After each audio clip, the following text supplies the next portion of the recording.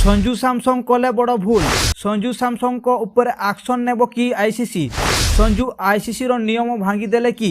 दर्शक बंधु आपण माने एही सबु प्रश्नर उत्तर जानिबाकु चाहुथिले भिडियोटी को शेष पर्यंत देखंतु।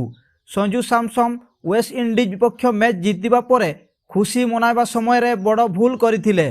संजू सैमसंग शेष ओभर द्वितीय बॉल रे चौका मारिबा मात्रे संजू तांको हेलमेट काढ़ी फिंगी देई भगवान को प्रार्थना करथिले, जहा एबे विवाद सृष्टि करिछि। वास्तव रे जणे बैट्समैन द्वारा हेलमेट काढ़ी फिंगी देबा एक भूल, तेणु एही भूल कार्य पई आईसीसी तांकु दंड देबो कि नाही से विषय रे एबे प्रश्न उठा जाइछि।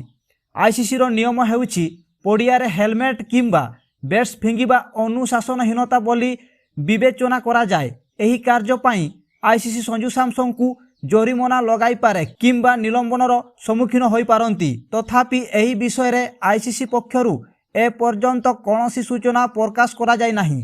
आईसीसी एही कार्यानुष्ठान ग्रहण करिबो कि नाही ताहा देखिबाकू बाकी अछि।